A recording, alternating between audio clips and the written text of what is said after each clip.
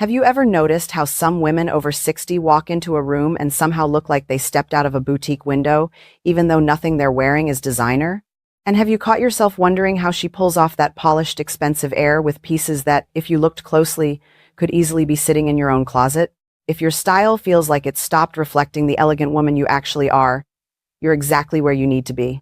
Today I'm sharing 7 genius hacks that will transform how expensive you look without spending a fortune on labels. And trick number 6 is the one the most elegant women guard closely. Let's start with something almost every woman does, but few do with real intention. How you tuck your top. You know the moment. You're getting dressed, you tuck your blouse in because it feels tidier, and somehow you still end up looking a little frumpy, a little flat, like the outfit is wearing you instead of the other way around. It's not your top, it's the tuck. Most of us either tuck everything in completely, which can flatten and shorten the torso, or leave everything untucked, which can hide our shape entirely and add bulk we don't need. Neither one does us any favors after 60. Here's the secret. A partial, deliberate tuck, sometimes called a French tuck, does something a full tuck never will. Take just the front section of your blouse or sweater and tuck it loosely into your waistband, letting the sides and back fall naturally over your hips. This creates a soft vertical line right at the front of your body, which instantly elongates your torso and defines your waist without any effort at all. The trick is in the looseness. Don't pull it tight or perfectly even. A slightly relaxed, asymmetrical tuck looks intentional and expensive. A stiff, perfectly straight tuck looks like you're trying too hard. This works beautifully with button-down shirts, soft knit sweaters, and even simple t-shirts. Pair it with higher-waisted pants or a skirt, and you get an entirely different silhouette from the exact same piece you already own. It's the kind of adjustment stylists make on set in about 3 seconds, and most women never learn it because nobody ever explains why it works. If this is already changing how you think about pieces sitting in your own closet, this is exactly the kind of thing I share every week, so consider staying close and subscribing, because we're only getting started. And once you've got that front line working for you, there's a second adjustment that takes it even further, one that instantly defines your entire shape no matter what you're wearing. Now let's talk about the one adjustment that instantly gives your whole outfit shape, defining your waist. Here's something that quietly ages a look faster than almost anything else, a silhouette with no definition at all. A loose dress, an oversized sweater, a flowing blouse, worn exactly as it came off the hanger, can make even a beautiful piece look shapeless and heavier than it needs to. It's not about your size, it's about the absence of a waistline. The fix is simple, and it works on every body type. Add a belt, and let it create a waist, where the outfit currently has none. This one move takes a flat silhouette and turns it into a shaped one instantly, and shape is what reads as put together from across a room. The details matter here. Reach for a belt in real leather, or a convincing imitation, with a clean, understated buckle. Anything oversized, shiny, or logo-heavy tends to cheapen the effect rather than elevate it. For your everyday looks, a slightly wider belt in a soft, neutral tone gives a relaxed but finished feel. For anything more polished, a slim belt in smooth leather with a small, quiet buckle does the work without shouting about it. Try it over a cardigan you'd normally leave open and loose.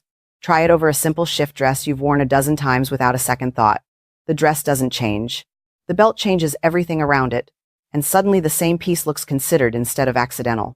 This is the kind of adjustment that costs you almost nothing and changes how every single piece in your closet behaves. And once your shape is defined, the next question becomes what colors you're actually putting on that shape, because that decision alone can make an outfit look expensive or exhausted before anyone even notices the cut. Let's talk about color, because this is where a lot of women unintentionally undo all the work they just put into shape and structure. Have you noticed how 2 outfits can be built from almost identical pieces, and yet one looks rich and considered while the other looks tired or, honestly, a little try-hard? The difference almost never comes down to the individual colors themselves. It comes down to how they're combined. There are 2 common traps here. The first is leaning entirely on cool, safe neutrals, black, gray, navy, repeated outfit after outfit. It's easy, it's safe, and after a while it can start to look a little flat, even lifeless, especially once you're past 60 and your natural coloring has softened. The second trap is the opposite extreme, reaching for bold, saturated color head to toe because you're consciously trying not to look dull, which can tip into looking overdone or costume-like instead of elegant. The solution elegant women use, often without even realizing they're doing it, is pairing a neutral base with a warm accent tone.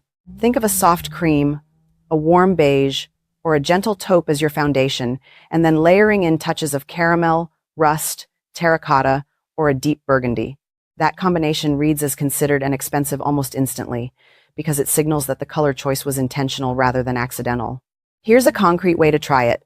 Take a cream blouse or sweater you already own. Instead of pairing it with your usual navy or black bottom, reach for camel-toned trousers or a chocolate brown skirt instead. Add one small warm accent, a scarf, a bag, even your belt from the last hack, in rust or burgundy. Notice how much richer the whole look feels, even though you haven't spent a single extra dollar. There's a second layer to this that most women never learn. Tonal dressing within one color family. Instead of combining several different colors, try several different shades of the same warm family. A caramel sweater with slightly deeper cognac trousers. An olive top with a richer, mossier olive skirt. This creates a quiet, sophisticated harmony that's genuinely difficult to get wrong, because you're not managing multiple colors fighting for attention, you're managing depth within one. If you want to test this yourself, open your closet right now and pull every warm-toned piece you own into one pile, separate from your cool neutrals.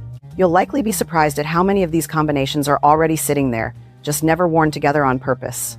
And if you try this and it changes how an outfit feels for you, tell me in the comments which warm tone works best with your coloring. I read every one, and it helps me know what to cover next.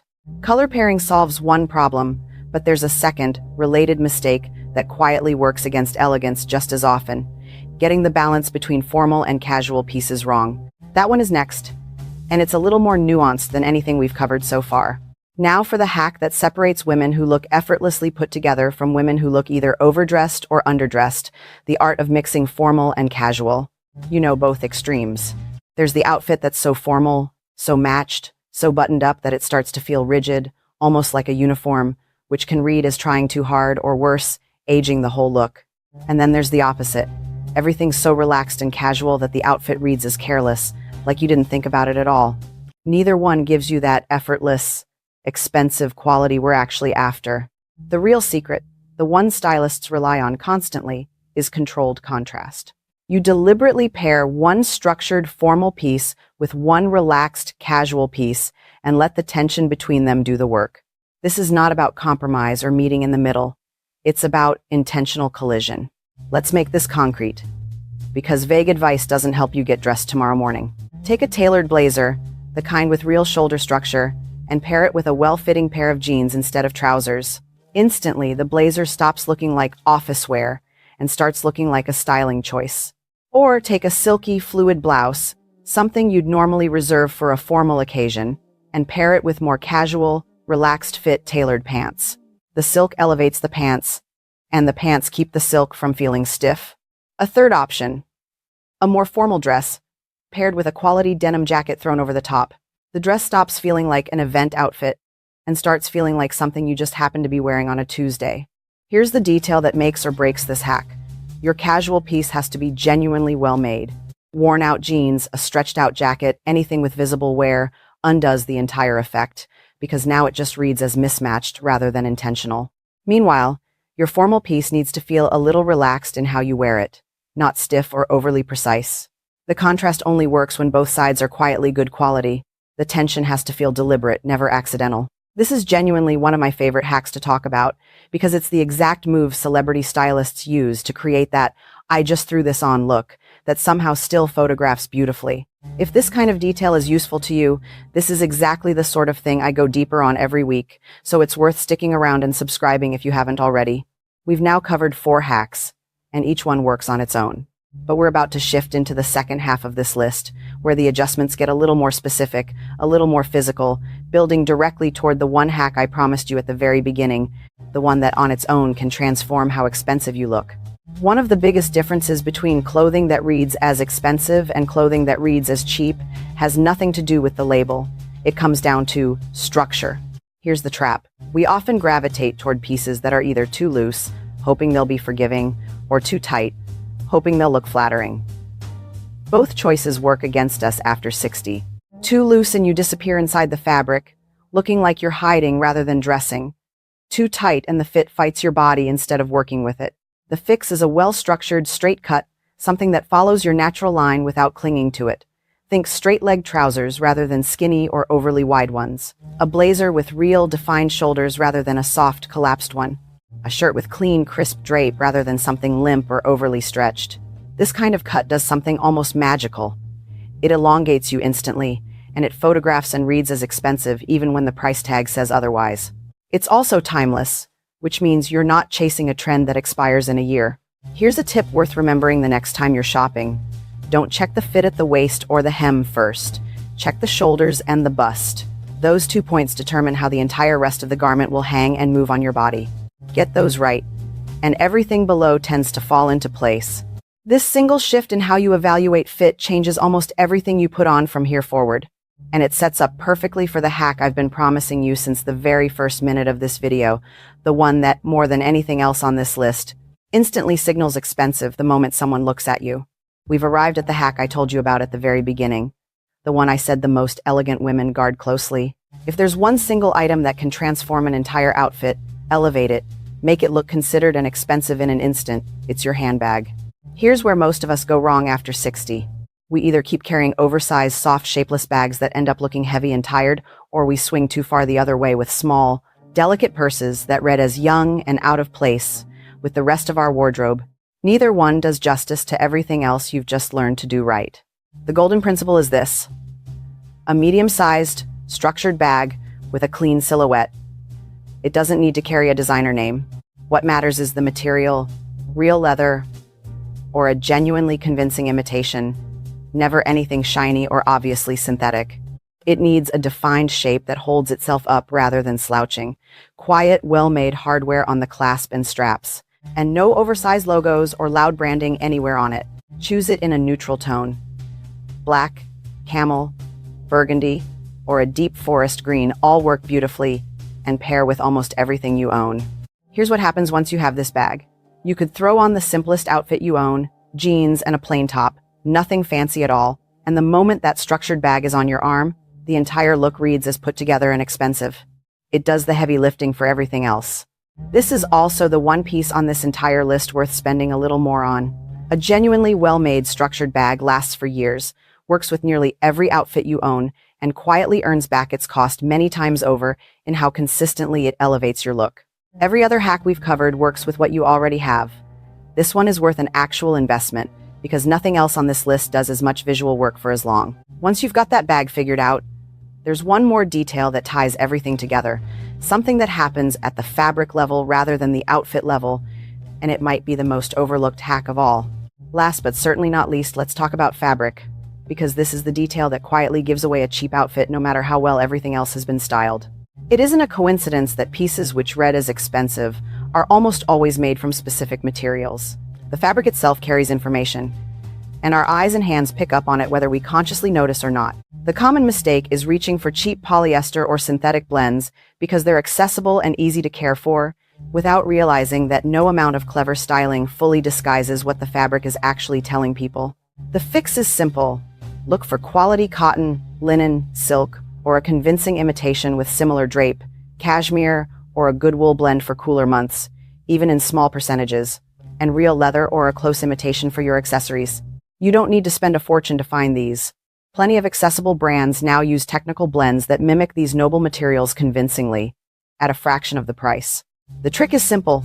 Touch the fabric before you buy it, and watch how it moves and falls. Fabric that drapes naturally against your body will always look and feel more expensive than fabric that sits stiffly no matter the cut or the color. And there you have it.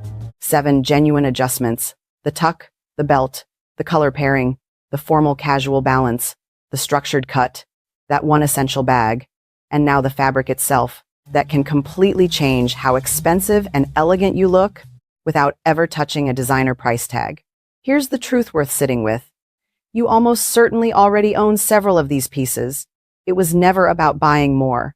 It was about combining what you have with a little more intention. So tell me, which of these 7 are you trying first?